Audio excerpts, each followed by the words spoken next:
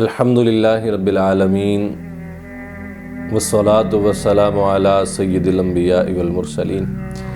اما بعد فاعوذ باللہ من الشیطان الرجیم بسم اللہ الرحمن الرحیم۔ ماشاءاللہ الحمدللہ اللہ تبارک و تعالیٰ کے فضل و کرم کے ساتھ ماہ رمضان المبارک اپنی رحمتیں برکتیں لٹاتا ہوا جلوہ گر ہو چکا ہے۔ آج رمضان المبارک کا پہلا روزہ ہے اور خوش نصیب افراد جنہوں نے رمضان المبارک کے روزے رکھنے ہیں اور رمضان المبارک میں اللہ تبارک و تعالیٰ کی عبادت پر کمر بستہ ہونا ہے۔ یاد رکھیں کہ روزہ ایک ایسی بدنی عبادت ہے کہ جس کے کچھ حدود اور قیود ہیں، یعنی کچھ معاملات ایسے ہیں کہ جن پر بندے کو فوکس کرنا ہے کہ مجھے یہ کام روزے میں کرنے ہیں یا نہیں کرنے۔ آج ایک بڑا ہی مسئلہ جس پر گفتگو کرنا میرا مقصد ہے وہ ہمارے معاشرے میں پایا جاتا ہے، اور تقریباً دیہات میں اور شہر کے قرب و جوار میں بھی جو رہنے والے ہیں، جہاں تک ابھی تک اس مسئلے کی صحیح طریقے سے رہنمائی نہیں ہو سکی، وہاں آج بھی وہ چیزیں رائج ہیں کہ اور اس غلطی کی بنا پر اکثر لوگوں کا روزہ جو ہے وہ ہوتا ہی نہیں سرے سے۔ اور پھر لوگ ہمیشہ یہ سوال کرتے ہیں علماء سے، اور ایک عرصہ دراز سے ہم دیکھ رہے ہیں کہ علماء کرام اس معاملے میں ہماری رہنمائی بھی کر رہے ہیں، ہمیں بتا بھی رہے ہیں کہ بھئی یہ مسئلہ ایسے نہیں ہے، لہٰذا اپنے روزوں کی حفاظت کریں، اس طرح روزہ نہیں ہوتا۔ لیکن اس کے باوجود عوام الناس جو ہے وہ اس مسئلے کو سیریسلی نہیں لیتے اور اپنا روزہ ضائع کر بیٹھتے ہیں۔ وہ مسئلہ کیا ہے؟ وہ مسئلہ ہے کہ اذان فجر کے وقت کھانا پینا۔ یہ ایک عرصہ دراز سے یہ علماء کے پاس یہ مسئلہ آتا رہتا ہے کہ جی اذان ہو رہی تھی، ہم نے کچھ 2 لقمے کھا لیے یا چائے پی لی تو کیا ہمارا روزہ ہو گیا؟ سب سے پہلے تو یہ یاد رکھیں کہ اذان کا روزہ رکھنے اور نہ رکھنے کے ساتھ یا روزہ بند کرنے کے ساتھ کوئی تعلق ہی نہیں۔ یہ عوام الناس کے ذہنوں میں غلط فہمی ہے کہ بھئی اذان ہو رہی ہے تو روزہ اس وقت تک کھا سکتے ہیں، یا اذان ہوگی تو ٹائم ختم ہوگا۔ بھئی سحری کا ٹائم الگ ہے اور اذان فجر کا ٹائم الگ ہے۔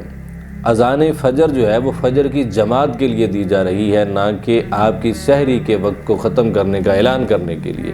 اذان تو 11 مہینے پہلے بھی ہو رہی تھی اور وہ نماز فجر کے لیے ہو رہی تھی، اور یہاں بھی اذان جو ہو رہی ہے وہ نماز فجر کے لیے ہو رہی ہے۔ یہ کوئی اس طرف اشارہ نہیں ہوتا کہ اذان ہوگی تو پھر ہی ٹائم ختم ہوگا۔ ہاں بعض علاقوں میں یہ عرف ہے کہ وہاں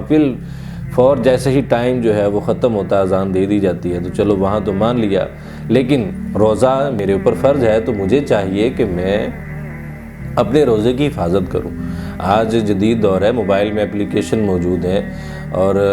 کیلنڈر بنے بنائے جو ہے وہ کیلنڈر جو ہے بنے بنائے گھروں میں مل جاتے ہیں، ٹائم ٹیبل پورا سیٹ کیا جا سکتا ہے، اور اپنے علاقے کے حساب سے موبائل اپلیکیشن میں لوکیشن لگا کے کہ ہم جس علاقے میں رہتے ہیں وہاں کا ٹائم ٹیبل کیا ہے، تو ہم اپنے روزے کی خود حفاظت کریں، نہ مسجد کے سپیکر پہ انحصار کریں، نہ مسجد میں جو اعلان کرنے والا ٹائم بتانے والا ہے نہ اس پہ انحصار کریں۔ اچھا پھر بڑا مسئلہ یہ ہے کہ اگر کہیں یہ مسئلہ بیان کیا جائے تو وہاں عوام الناس کم علمی اور جہالت کی وجہ سے یہ کہتی نظر آتی ہے کہ یہ آج سے پہلے تو کبھی نہیں ہوا تھا۔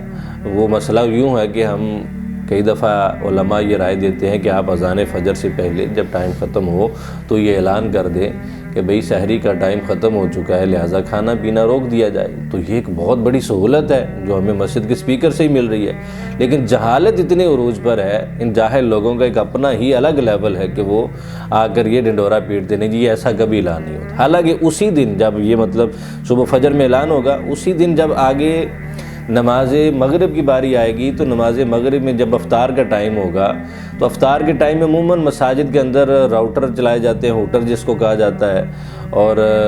یا اعلانات کیے جاتے ہیں کہ حضرات افطاری کا ٹائم ہو گیا ہے، روزہ افطار کر لیں، یا دعائے افطار پڑھ دی جاتی ہے۔ تو اس کے 5 منٹ بعد عمومی طور پہ مسجدوں میں اذان ہو رہی ہوتی ہے، اور یہ بھی انہی علاقوں میں زیادہ ہوتا ہے جن علاقوں میں صبح لوگوں کو پریشانی ہوتی ہے، جی ہم نے اذان کے ساتھ روزہ بند کرنا ہے۔ تو لہٰذا یہ مسئلہ اپنا ذہن میں رکھیں کہ اذان نماز فجر کے لیے ہوتی ہے، روزہ بند کرنے کے لیے نہیں ہوتی۔ اس لیے میرے پیارے ناظرین اور میرے پیارے سننے والے چاہنے والے جتنے بھی ہیں، سب سے میں یہی گزارش کروں گا کہ اپنے روزوں کی حفاظت کریں اور نماز فجر اور سحری کے اختتام کے وقت جو ہے ان کو آپ اپنے پاس محفوظ کریں اور ان کے ذریعے اپنے روزوں کی حفاظت کریں۔ اللہ تعالی ہم سب کو ان باتوں پر عمل کرنے کی توفیق عطا فرمائے۔